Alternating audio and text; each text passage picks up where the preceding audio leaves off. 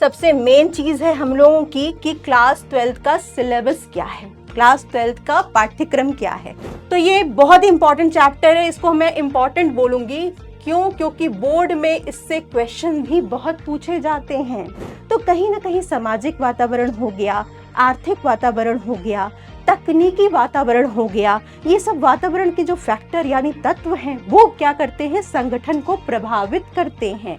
वैसे तो सभी चैप्टर, सभी अध्याय बहुत इंपॉर्टेंट होते हैं, लेकिन अगर हम बात करें तो संगठन ये एक बहुत इंपॉर्टेंट चैप्टर है, इसको पढ़ो। निर्देशन ये भी बहुत इंपॉर्टेंट होता है, इसमें से बहुत ज्यादा क्वेश्चंस पूछे जाते हैं। हेलो बच्चों, मैं हूं आपकी अपनी मैम सौम्या मैम, जो लेकर के आई है व्यवसाय अध्ययन कक्षा 12 में भी। जी हाँ, आपको बेसब्री से इंतजार था कि कक्षा 12 का व्यवसाय अध्ययन हमें कौन पढ़ाने वाला है। तो आपके इन्हीं सवालों का जवाब लेकर के आई हूं मैं, आपकी अपनी सौम्या मैम। आज हम लोग पढ़ेंगे व्यवसाय अध्ययन का सबसे महत्वपूर्ण विषय, जो कि आपके दिमाग में आता है कि व्यवसाय अध्ययन का कक्षा 12 में पाठ्यक्रम क्या है। तो आज जो हम लोग टॉपिक डिस्कस करने वाले हैं वो है कक्षा 12 के पाठ्यक्रम के बारे में हम चर्चा करेंगे। साथ ही साथ बच्चों हम ये भी देखेंगे कि कक्षा 12 का जो पाठ्यक्रम है उसकी जो विषय वस्तु है अध्यायवार वो क्या है, उसमें कौन सा अध्याय कितना महत्वपूर्ण है बोर्ड के पॉइंट ऑफ व्यू से। Board, CBSE board, UP board, Bihar board, Hindi माध्यम के जितने भी बोर्ड हैं सबके बारे में आज हम लोग इस सेशन में चर्चा करने वाले हैं। यस, आपके सभी सवालों की जवाब देने वाले, साथ ही साथ ये भी बताएंगे बच्चों कि आपका जो सिलेबस है, पाठ्यक्रम है कक्षा 12 का, उस पाठ्यक्रम में कौन सा जो आपका अध्याय है वो मार्क्स के पॉइंट ऑफ व्यू से बहुत इंपॉर्टेंट होने वाला है। फिर आप कहेंगे कि मैम अभी तो हमारा जो सिलेबस है अभी तो वो स्टार्ट ही नहीं हुआ है, अभी तो चैप्टर्स शुरू ही नहीं हुए हैं और आप मार्क्स की बात कर रही हैं। जी हाँ बच्चों, बहुत इंपॉर्टेंट होता है कि अगर हम स्टार्टिंग से ये जान लें कि कौन सा चैप्टर हमारा इंपॉर्टेंट है तो उस पर ज़्यादा फोकस कर सकते हैं। और सिर्फ मार्क्स के ही पॉइंट ऑफ व्यू से नहीं, बल्कि इस पॉइंट ऑफ व्यू से भी कि भविष्य में वो चैप्टर हमें कैसे प्रतियोगिता में आगे ले जा सकता है। ठीक है, यानी प्रतियोगी परीक्षाओं की तैयारी के लिए कौन सा अध्याय बहुत ज़्यादा इंपॉर्टेंट है। वैसे तो क्लास 12 के जितने भी अध्याय हैं, जितने भी चैप्टर्स हैं, जितने भी टॉपिक्स हैं, सभी इंपॉर्टेंट होते हैं, लेकिन फिर भी हम कुछ ऐसे चैप्टर्स होते हैं जिस पे ज़्यादा फोकस करते हैं क्योंकि ये ज़्यादा बोर्ड पे इनसे नंबर भी ज़्यादा आते हैं। और अगर प्रतियोगिता में बात करें, अगर किसी एग्जाम्स की बात करें, कंपटीशन की बात करें, तो इस चैप्टर से क्वेश्चंस भी ज़्यादा पुट ऑन होते हैं। तो यही टॉपिक लेकर के मैं आपके सामने आज आई हूँ। तो सबसे पहले हम बात करेंगे क्लास 12th के, जितने भी क्लास 12th के बच्चे हैं हमारे, जो व्यवसाय अध्ययन के लिए बहुत समय से परेशान थे कि उन्हें क्या पढ़ाने वाले हैं, कैसे, कौन पढ़ाने वाला है। तो हम लेकर के आए हिंदी माध्यम बच्चों की समस्याओं का समाधान, चाहे वो यूपी बोर्ड के हों, चाहे वो बिहार बोर्ड के हों, चाहे वो सीबीएसई बोर्ड के हों, किसी भी बोर्ड के आप बच्चे हैं, ठीक है, आपकी समस्या का हम समाधान लेकर के आए हैं। अब यहाँ पर हम ये देखेंगे बच्चों कि इन बोर्ड्स में क्या क्वेश्चन पूछा जाता है, क्वेश्चंस की प्रकृति क्या होती है, सिलेबस क्या है, हर एक अध्याय में पढ़ना क्या है। तो आइए स्टार्ट करते हैं। सबसे मेन चीज है हम लोगों की कि क्लास 12th का सिलेबस क्या है, क्लास 12th का पाठ्यक्रम क्या है। ठीक है, तो बच्चों यहाँ देखो, आपके जो पूरे क्लास 12th के पाठ्यक्रम को दो भागों में बांटा गया है, दो भागों में विभक्त किया गया है। पहला भाग जो है उसका नाम है प्रबंधन के सिद्धांत एवं कार्य, प्रबंधन के सिद्धांत और कार्य। ठीक है, इसको कुछ अध्याय में बांटा गया है। ठीक है, पहला अध्याय जो है, जो हमें पढ़ना है वो है प्रबंधन की प्रकृति एवं महत्व। प्रबंधन की प्रकृति, उसका नेचर कैसा होता है, प्रबंध में क्या होता है, प्रबंध की विशेषताएं क्या हैं, उसके उद्देश्य क्या हैं, उसका अर्थ क्या है, उसकी हम ये बात करते हैं कि उसमें क्या क्या चीजें पढ़नी है, यानी उसका जो आधारभूत तत्व है, एलिमेंट है।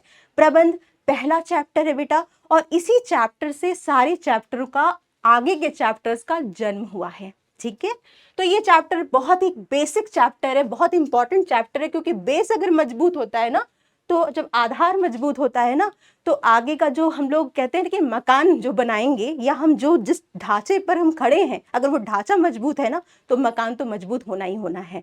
इसी तरह अगर आपका बेस अध्याय फर्स्ट का जो कॉन्सेप्ट है, अगर वो क्लियर हो गया, वो स्पष्ट हो गया ना, तो आगे के अध्याय पढ़ने में आपको आसानी होती है। ठीक है, तो बेटा इसके मार्क्स को भी हम डिस्कस करेंगे कि कितना आएगा, कितना, कौन से क्वेश्चंस आते हैं, किस तरह के क्वेश्चंस आते हैं। ठीक है, फिर अध्याय 2 की बात करें तो अध्याय 2 में क्या पढ़ना है? प्रबंधन के सिद्धांत। प्रबंध करने के लिए प्रबंधक को दिशा निर्देश देने के लिए बहुत सारे सिद्धांत बनाए गए हैं। ये सिद्धांत बेसिकली होते क्या है? दिशा निर्देश देते हैं कि प्रबंधक को संगठन में कार्य कैसे लोगों से करवाना है। ठीक है, तो ये बहुत इंपॉर्टेंट होता है बेटा। अगर सिद्धांत का प्रबंधन में प्रयोग हो, प्रबंध में प्रयोग हो, संगठन में प्रबंधक इसका उपयोग करे, तो वो बहुत प्रभावी तरीके से कुशलता के साथ उद्देश्यों की प्राप्ति कर सकता है। कौन से उद्देश्य? संगठन के उद्देश्य। ठीक है, तो ये बहुत ही इंपॉर्टेंट चैप्टर है, इसको मैं इंपॉर्टेंट बोलूंगी। क्यों? क्योंकि बोर्ड में इससे क्वेश्चन भी बहुत पूछे जाते हैं। जी हाँ, अगर आप सीबीएसई बोर्ड के बच्चे हैं ना, तो केस स्टडी क्वेश्चंस प्रबंधन के सिद्धांत से बना करके पूछे जाते हैं। ठीक है, अध्याय 3 की जो विषय वस्तु है या उसका जो नाम है वो है व्यावसायिक वातावरण। व्यावसायिक वातावरण यानी बिजनेस एनवायरनमेंट।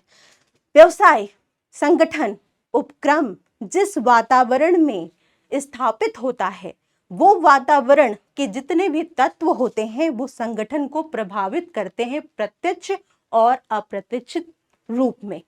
प्रत्यक्ष और अप्रत्यक्ष रूप का मतलब क्या होता है? व्यावसायिक वातावरण से क्या मतलब है बेटा? इस अध्याय में ये बताया है कि जो संगठन है उसको बहुत सारे तत्व क्या करते हैं? प्रभावित करते हैं। जैसे आर्थिक वातावरण में परिवर्तन होना, करों का दर जो है वो बढ़ जाना, या प्रतियोगिता बढ़ जाना, या मांग जो है वो घट या बढ़ जाना, तो ये सब क्या है? आर्थिक वातावरण के तत्व हैं। और हम जानते हैं कि जो वातावरण है ना, व्यवसाय जहाँ स्थापित है ना, तो ये जो बाह्य वातावरण है वो हमेशा क्या है? परिवर्तनशील है, हमेशा बदल रहा है। तो आर्थिक वातावरण हो गया, सामाजिक वातावरण हो गया। सामाजिक वातावरण में क्या चीजें आती हैं बच्चों? सामाजिक वातावरण में आती हैं कि अगर मान लीजिए उपभोक्ताओं का जो टेस्ट है, उनकी जो प्रेफरेंस है, उनकी जो वरीयताएं हैं, वो उत्पाद से संबंधित अगर बदल जाती हैं, तो हम ये कहते हैं कि यहाँ पर सामाजिक वातावरण में बदलाव हो रहा है। तो कहीं ना कहीं सामाजिक वातावरण हो गया, आर्थिक वातावरण हो गया, तकनीकी वातावरण हो गया, ये सब वातावरण के जो फैक्टर यानी तत्व हैं वो क्या करते हैं? संगठन को प्रभावित करते हैं। संगठन को प्रभावित करने वाले तत्व कहे जाते हैं। तो व्यावसायिक वातावरण बहुत इंपॉर्टेंट होता है, क्योंकि कहीं ना कहीं व्यावसायिक वातावरण के घटकों से बिजनेस की सफलता और असफलता निर्भर करती है। ठीक है, तो हम ये कह सकते हैं कि व्यावसायिक वातावरण के जितने भी घटक हैं इस चैप्टर में हम उनको पढ़ते हैं। अध्याय 4 देखो, अध्याय 4 जो स्टार्ट हो रहा है, जो शुरू हो रहा है आपके पाठ्यक्रम में कक्षा 12 के, वो क्या है बच्चों? ये जो अध्याय 4 है उसमें जो पहला फंक्शन बताया गया है, कार्य बताया गया है, किसका? प्रबंध का। ठीक है, तो प्रबंध का जो पहला कार्य है वो यहां पर नियोजन को हम लोग कहते हैं। तो यहां से प्रबंध के कार्य शुरू हो जाएंगे अध्यायवार।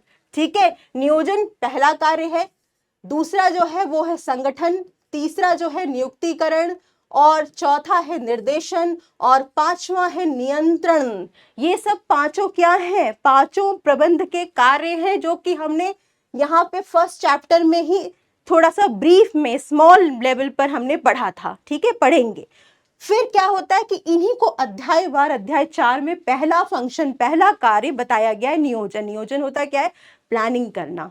प्लानिंग करना का मतलब होता है जब भी आप किसी चीज की शुरुआत करते हैं ना, तो पहले रूपरेखा तैयार करते हैं कि क्या करना है, कैसे करना है, कौन इसे करेगा, कितना खर्चा आएगा, कब पूरा कर लें, कुशलता के साथ कैसे करेंगे, कैसे अपव्यय को कम करेंगे। तो ये सारी चीजें जो होती हैं वो क्या है? एक मानसिक क्रिया होती है, सोचने की क्रिया होती है। तो नियोजन में मानसिक क्रिया जो होती है वो इन्वॉल्व होती है। और नियोजन क्या है, नियोजन के तत्व क्या हैं, विशेषताएं क्या हैं, ये सारी चीजें हम लोग, नियोजन के लाभ क्या हैं, हानि क्या है, नियोजन के चरण कौन कौन से हैं, इस अध्याय में वही चीज डिटेल्ड में बताई गई है। ठीक है।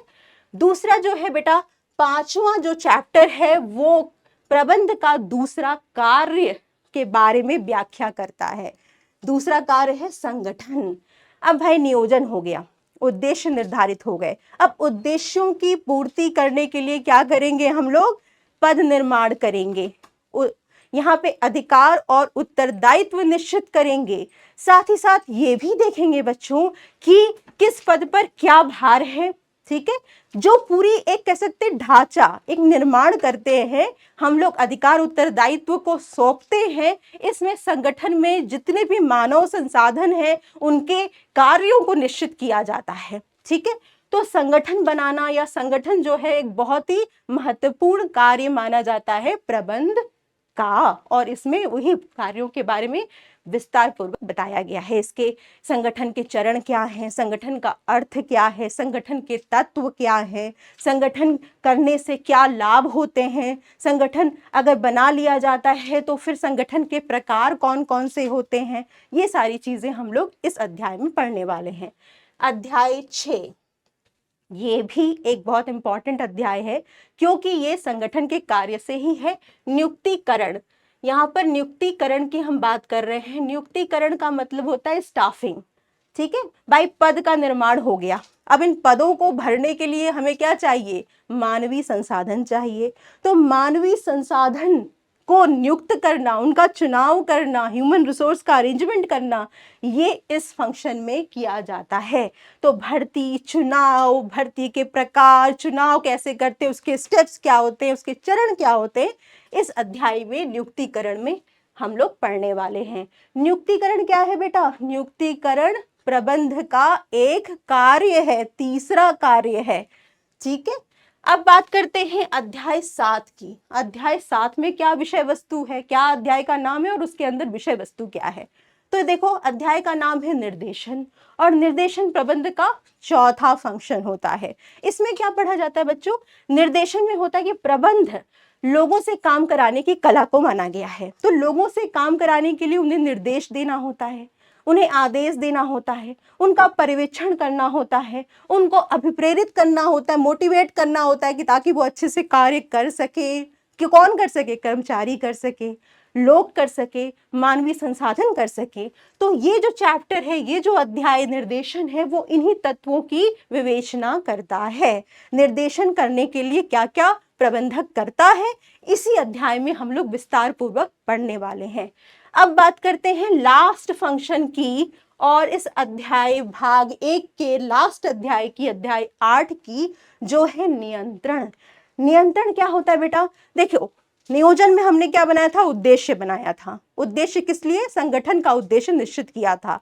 अब इस उद्देश्य को सही तरीके से पूरा हो रहा है कि नहीं हो रहा है, क्या कोई अंतर हो रहा है मानक में और एक्चुअल जो निष्पादन हो रहा है उसमें, वास्तविक निष्पादन में, तो उसकी तुलना करके अंतर को पता लगाना और ये इस अंतर के कारणों का पता लगाना, यही है नियंत्रण।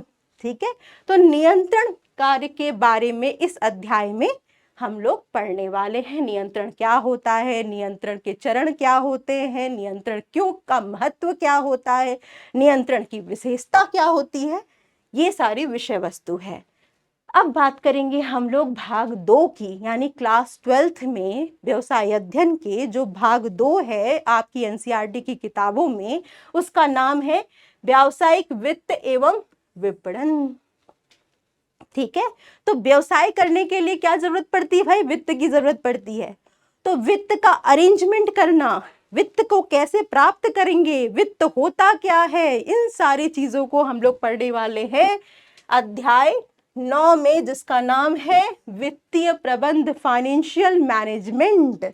इसमें हम लोग पढ़ेंगे वित्त के, कैसे वित्त को हम लोग अरेंज करेंगे, वित्त के स्रोत कौन कौन से होते हैं, और हम कह सकते हैं कि ओनर पूंजी यानी समता पूंजी क्या होती है, उधार पूंजी क्या होती है, ऋण पूंजी क्या होती है। ठीक है, इसके अलावा हम ये पढ़ेंगे कि वित्तीय जो आपकी प्लानिंग होती है, वित्तीय जो नियोजन होता है, उसके क्या महत्व होते हैं। इसके बाद हम वो ये चीज़ भी पढ़ेंगे कि जो आप लोगों का ढांचा होता है, वित्त का जो ढांचा होता है वो किस अनुपात में होता है। तो ये सारा का सारा जो अध्याय है वो वित्त से संबंधित अध्याय होगा। ठीक है, अब बात करेंगे अध्याय 10 की। अध्याय 10 है वित्तीय बाजार। बच्चों, अगर आप सीबीएसई बोर्ड के हैं तो सीबीएसई बोर्ड में एनसीईआरटी की किताब में ये जो चैप्टर है ना वित्तीय बाजार, वो अभी तक पढ़ाया जा रहा है। लेकिन अगर आप यूपी बोर्ड के हैं और बिहार बोर्ड के हैं तो ये चैप्टर वित्तीय बाजार नहीं है सिलेबस में अभी। ठीक है, तो वित्तीय बाजार क्या होता है, फाइनेंशियल मार्केट इसको कहते हैं। वित्तीय बाजार में हम लोग ये पढ़ने वाले हैं कि बाजार का स्वरूप क्या होता है, कौन कौन से, जैसे कैपिटल मार्केट होता है, पूंजी बाजार होता है। पूंजी बाजार में सिक्योरिटीज प्रतिभूतियां जो होती हैं वो लंबे काल की यानी लॉन्ग टर्म सिक्योरिटीज की बाइंग और सेलिंग, उनका क्रय विक्रय होता है। ठीक है, स्टॉक मार्केट के बारे में हम लोग पढ़ेंगे। ये सारी चीजें आप लोगों के लिए अभी नई हैं, जब इसे हम पढ़ेंगे तो समझेंगे कि इनके तत्वों के मूल अर्थ क्या हैं। ठीक, ये चैप्टर भी इंपॉर्टेंट है क्योंकि कंपटीशन पॉइंट ऑफ व्यू से बच्चों आप प्रतियोगी परीक्षाओं में बैठने वाले हैं, तो ये चैप्टर आपके लिए इंपॉर्टेंट है, इसको पढ़ना चाहिए आपको। फिर हम बात करते हैं अध्याय 11 की। अध्याय 11 विपणन प्रबंध। विपणन का मतलब होता है मार्केटिंग। ठीक है, कि कोई सामान बनकर तैयार हो गया, अब इसको बेचना कैसे है, बेचने के लिए क्या करना होगा, मार्केटिंग करनी होगी, विपणन करना होगा। विपणन के तत्व क्या होते हैं, ठीक है, विपणन कैसे किया जाता है, विपणन का अर्थ क्या है, विपणन की अवधारणा क्या है, इन सब चीजों को ही हम लोग इस चैप्टर में पढ़ेंगे। और ये चैप्टर बहुत ही स्कोरिंग चैप्टर होता है क्योंकि इसमें से क्वेश्चंस पूछे जाते हैं, और अगर आप सीबीएसई बोर्ड के बच्चे हैं तो इसी से आपका जो प्रैक्टिकल प्रोजेक्ट वर्क होता है उसमें भी आप बनाते हैं, उसको भी आप लोग तैयार करते हैं। तो ये चैप्टर इंपॉर्टेंट चैप्टर है। कक्षा 12 का जो अध्याय 12 है वो है उपभोक्ता संरक्षण। उपभोक्ता संरक्षण, भाई हम उपभोक्ता हैं तो हमारे कुछ अधिकार होंगे, वो अधिकार कौन से हैं, उपभोक्ता संरक्षण अधिनियम क्या है उसके बारे में हमने पढ़ने हैं। अधिकारों की विवेचना हम इस अध्याय में करने वाले हैं, तो ये अध्याय भी इंपॉर्टेंट अध्याय में है। अध्याय 13 जो है वो आप लोगों के यूपी बोर्ड के बच्चे, बिहार बोर्ड के बच्चों के लिए है। ये है उद्यमिता विकास। एक अध्याय है जिसका नाम है उद्यमिता। उद्यमिता का मतलब क्या होता है, एंटरप्रेन्योरशिप। इसमें क्या होता है कि भाई आप बिजनेसमैन क्या है, उद्यमी है। उद्यमी का जो हम उद्यमिता होती क्या है, उसका अर्थ क्या है। ठीक है, इसको हम लोग इस अध्याय में पढ़ेंगे। उसका विकास कैसे होता है, उद्यमियों के लिए सरकार से कौन कौन सी सहायता है, कौन कौन सी एजेंसीज हैं जो उद्यमियों के विकास में सहायक होती हैं, इस अध्याय में उसको हम लोग पढ़ने वाले हैं। तो बच्चों आपने देखा कि ये था अध्याय, और अध्याय की स्मॉल, हमने बहुत ही छोटे शब्दों में, आसान शब्दों में विषय वस्तु के बारे में बात की है। लेकिन अब आप बात करेंगे कि भाई इंपॉर्टेंट क्या है, क्या इसमें ज़्यादा इंपॉर्टेंट है मार्क्स के लिए, इन सब चीज़ों के लिए। तो मैं बता दूं कि देखो, वैसे तो सभी चैप्टर, सभी अध्याय बहुत इंपॉर्टेंट होते हैं, लेकिन अगर हम बात करें तो संगठन, ये एक बहुत इंपॉर्टेंट चैप्टर है, इसको पढ़ो। निर्देशन, ये भी बहुत इंपॉर्टेंट होता है, इसमें से बहुत ज़्यादा क्वेश्चंस पूछे जाते हैं। 12 सालों से मैं देख रही हूँ, और जब से हम पढ़ और पढ़ा रहे हैं, ये देख रहे हैं कि निर्देशन से, संगठन से और प्रबंध के सिद्धांत से काफ़ी अच्छे अच्छे क्वेश्चंस बन करके आते हैं और पूछे जाते हैं। इसके अलावा नियंत्रण से भी क्वेश्चन आते हैं केस स्टडी के। तो ये जो 3 चैप्टर्स हैं वो तो बहुत इंपॉर्टेंट है, और बेस तो आपको पढ़ना ही पढ़ना है, ये भी बहुत महत्वपूर्ण है। आइए बात करते हैं भाग 2 की। तो इसमें वित्तीय प्रबंध, प्रतियोगी परीक्षाओं के लिए बहुत ज़्यादा पूछे जाने वाले प्रश्न इसी से आते हैं, ये सभी बहुत इंपॉर्टेंट है। लेकिन अगर हम बात करें तो विपणन प्रबंध क्लास 12 के विद्यार्थियों के लिए इंपॉर्टेंट मार्केटिंग चैप्टर है, उसको आप पढ़ लीजिए, उससे क्वेश्चंस बनते हैं और प्रैक्टिकल में भी आते हैं। ठीक है, तो ये था आपका पूरा का पूरा पाठ्यक्रम क्लास 12 का। अब हमने बात कर ली है पाठ्यक्रम की, क्लास 12th की, लेकिन इसमें अब अंतर कहाँ से आता है? अंतर आता है पैटर्न में, क्वेश्चन पेपर के पैटर्न में अंतर है बस। बोर्ड में अगर हम बात करें बोर्ड की, यूपी बोर्ड की, बिहार बोर्ड की, सीबीएसई बोर्ड की, तो पाठ्यक्रम तो बिल्कुल एक जैसा है। अंतर कहाँ पाया गया? क्वेश्चन पेपर में। अब चलो हम लोग बात करेंगे यहाँ पर,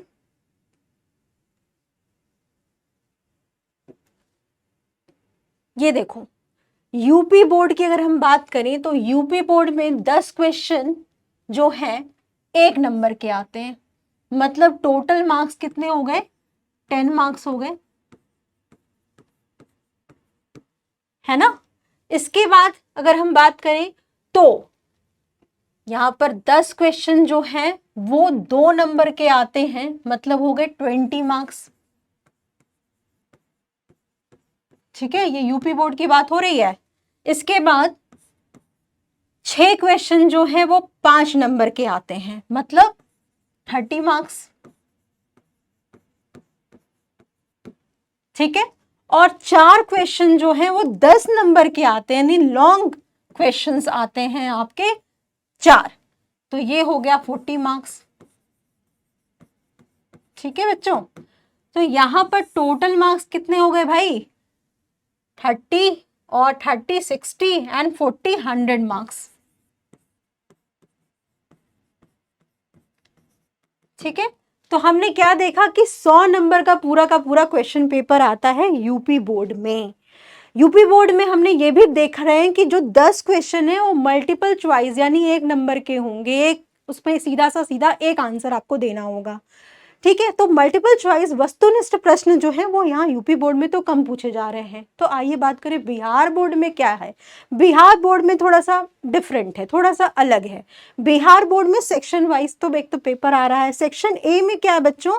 यहाँ पर 100 क्वेश्चंस आते हैं, जिसमें से आपको पूरे के पूरे 100 नहीं करने होते बल्कि 50 को आपको करना होता है। और ये जो 100 क्वेश्चन है वो वस्तुनिष्ठ प्रकार के होते हैं, यानी MCQ होते हैं। ठीक है, मल्टीपल चॉइस क्वेश्चंस होते हैं और इसमें आपका 1 नंबर का आता है और आपको अटेम्प्ट कितने करने होते हैं? 50, मतलब मार्क्स कितने हो गए? 50 मार्क्स के। तो सिर्फ और सिर्फ यानी आधा का आधा पूरा जो है वो वस्तुनिष्ठ प्रश्न के से आपको लिखना होता है। ठीक है, लिखना भी क्या होता है इसमें? तो एक वर्ड में, एक सेंटेंस में, एक शब्द में आपको आंसर देना होगा और 1 नंबर आपको मिलेगा। सेक्शन बी जो है बच्चों, उसमें 30 क्वेश्चंस आपके पूछे जाते हैं, जिसमें आपको अटेम्प्ट कितने करने होते हैं? 15 करने होते हैं और इनका जो नंबर होता है वो कितना होता है? हर एक क्वेश्चन का 2 नंबर होता है, मतलब टोटल मार्क्स कितने हो गए? 30 मार्क्स हो गए, है ना। 30 नंबर हो गए, यानी टोटल अब तक हमने 80 नंबर के बारे में पढ़ लिया। यहां पर हम क्या देख रहे हैं? वस्तुनिष्ठ प्रश्नों का एकाधिकार पाया जा रहा है। किसमें? बिहार बोर्ड में। बिहार बोर्ड में कहीं ना कहीं ऑब्जेक्टिव टाइप क्वेश्चंस ज्यादा पूछे जा रहे हैं, 50, पूरा का पूरा आधा आधा ही। ठीक है, अगर हम बात करें नेक्स्ट सेक्शन बी में नेक्स्ट क्वेश्चंस की, तो इसमें लॉन्ग आंसर्स क्वेश्चंस भी होते हैं बेटा। यहाँ पे देख लो 8 क्वेश्चन जो होते हैं वो होते हैं आपके, 8 क्वेश्चन जो हैं वो लॉन्ग आंसर्स क्वेश्चंस होते हैं, जिसमें से आपको करने कितने होते हैं? 4 ही करने होते हैं। ठीक है, इनका मार्क्स क्या होता है बच्चों? क्योंकि 20 मार्क्स हो गया तो 4 क्वेश्चन है तो 4 × 5, 5 नंबर के आपके चारों क्वेश्चन होंगे और टोटल कितना हो गया? 20 मार्क्स हो गया, है ना। तो ये क्या हो गया बच्चों? ये टोटल अगर आप जोड़ लोगे इसको तो ये हो जाएगा आपका 100 मार्क्स। तो आपने ये देखा कि 100 नंबर के पूरे जो है यूपी और बिहार बोर्ड में क्वेश्चन आते हैं पूरे 100 नंबर के व्यवसाय अध्ययन के, लेकिन अंतर सिर्फ इतना ही है, पैटर्न में बदलाव आ गया। वस्तुनिष्ठ की संख्या बिहार बोर्ड में ज्यादा है, यानी 50 क्वेश्चन आपको सीधे के सीधे 1 नंबर वाले पूछे जाएंगे। लिखना आपको थोड़ा सा यहाँ पर कम है, क्योंकि 4 ही क्वेश्चन ऐसे हैं जो कि 10 आपके 5 नंबर के हैं, यानी दीर्घ उत्तरीय हैं। ठीक है, इसके अलावा 2 नंबर के क्वेश्चन भी हमने देख लिए, 15 क्वेश्चन आएंगे, यानी लघु उत्तरीय प्रश्न होंगे। तो लिखना बिहार बोर्ड में कम है, समझना ज्यादा है, क्योंकि अवधारणा 1 नंबर से कहीं से भी पूछी जा सकती है। ऑथर का नाम, दिनांक, कौन सा दिनांक में कौन सा लॉ कानून पास हुआ है, ठीक है, अधिनियम कब हुए, ठीक, उपभोक्ता संरक्षण अधिनियम कब लागू हुआ, पार्टनरशिप जो है एक्ट कौन सा है ना, कंपनी की स्थापना के लिए कौन सा अधिनियम बनाया गया। तो इस तरह से जो कॉन्सेप्ट्स वाले जो क्वेश्चन, 1 नंबर के जो क्वेश्चंस आएंगे वो डायरेक्ट क्वेश्चंस वस्तुनिष्ठ में पूछे जा सकते हैं। साथ ही साथ नियोजन किसे कहते हैं, एक शब्द आ गया कि मानसिक क्रिया में कौन सा कार्य है, तो आपको लिखना पड़ेगा कि नियोजन, मानसिक क्रिया कहाँ पे इन्वॉल्व हो रही है, नियोजन कार्य के में हो रही है, तो नियोजन में आपको टिक करना पड़ेगा या नियोजन लिखना पड़ेगा। ठीक है, इसके बाद हमने ये देख लिया कि ये तो यूपी और बिहार बोर्ड की बात हो गई। यूपी बोर्ड में तो हमने ये पा लिया कि वस्तुनिष्ठ प्रकार के प्रश्न नहीं है, तो लिखना कहाँ है, लिखना आपको यूपी बोर्ड में ज़्यादा है। यानी लिखने के लिए आपको पूरा चीज़ पढ़ना पड़ेगा और लिखने के लिए आपको परिभाषाओं, अवधारणाओं, विशेषताओं, महत्व के शब्दों की रूपरेखा कड़ियाँ बनानी पड़ेगी। तो ये चीज़ आपने ध्यान रखना है कि यूपी बोर्ड में आपको लिखने की कला को डेवलप्ड करना है। ठीक है, और बिहार बोर्ड में आपको समझना, वस्तुनिष्ठ प्रतियोगी परीक्षाओं के लिए आपको बिहार बोर्ड के प्रश्न उत्तर को ध्यान से देखना है। बिहार बोर्ड वाले इसीलिए प्रतियोगिता को तैयार कर रहे हैं, सिर्फ प्रतियोगिता परीक्षाओं की तैयारी हो रही है बिहार बोर्ड के व्यवसाय अध्ययन के पेपर के द्वारा। ठीक है, अब हम बात करेंगे सीबीएसई बोर्ड की। तो बेटा सीबीएसई बोर्ड जो है कॉम्बिनेशन है, कहीं ना कहीं इसमें 20 जो प्रश्न होते हैं वो वस्तुनिष्ठ होते हैं। टोटल प्रश्नों की संख्या 34 होती है, 34 क्वेश्चंस पूछे जाते हैं, जिसमें 20 क्वेश्चन जो होते हैं वो तो सीधे के सीधे आपके क्या होंगे, 1 नंबर के होंगे। तो इसमें बैलेंस होता है, एक संतुलन होता है, वस्तुनिष्ठ प्रश्न भी ठीक ठाक पूछे जा रहे हैं, 20 पूछे जा रहे हैं, और लॉन्ग आंसर क्वेश्चन भी, शॉर्ट आंसर क्वेश्चन भी, 2 नंबर के, 3 नंबर के क्वेश्चन भी, 6 नंबर के क्वेश्चन भी पूछे जा रहे हैं। तो इस तरह से बैलेंस बना करके चलते हैं। तो ये था आपका क्वेश्चन पेपर का पैटर्न। जो सिर्फ अंतर है, पाठ्यक्रम तो बराबर है, पाठ्यक्रम तो समान है सभी बोर्ड के विद्यार्थियों के लिए हिंदी भाषा में। ठीक है, एनसीईआरटी ही फॉलो होती है, एनसीईआरटी की ही किताबें फॉलो होती हैं, एनसीईआरटी के पाठ्यक्रम ही फॉलो होते हैं। बस अंतर कहाँ पड़ जाता है, अंतर पड़ जाता है लिखने की शैली में, क्वेश्चन के पैटर्न में, प्रश्नों के प्रकार में, उसी को हम लोग पढ़ेंगे यहाँ पर। तो समझना बहुत जरूरी है। कॉन्सेप्ट्स अगर क्लियर हैं, आपके अध्याय में जो भी विषय वस्तु दी गई है, अगर आपने उसको अच्छे से पढ़ लिया है, तो किसी भी बोर्ड के आप विद्यार्थी हैं, आप बहुत अच्छे से लिख सकेंगे, अपनी बातों को प्रस्तुत कर सकेंगे। और एक एक चीज़ को ध्यान से पढ़ना बच्चों, क्योंकि 1 नंबर के क्वेश्चन कहीं से भी उठाकर पूछे जा सकते हैं। तो पूरी किताब, पूरा सेशन, पूरा अध्याय का पूरा विषय वस्तु अच्छे से पढ़ना है, ताकि प्रतियोगिता के लिए भी हम तैयार हों, एग्जाम्स को भी हम क्रैक आउट कर सकें और बोर्ड में भी अच्छे नंबर पा सकें।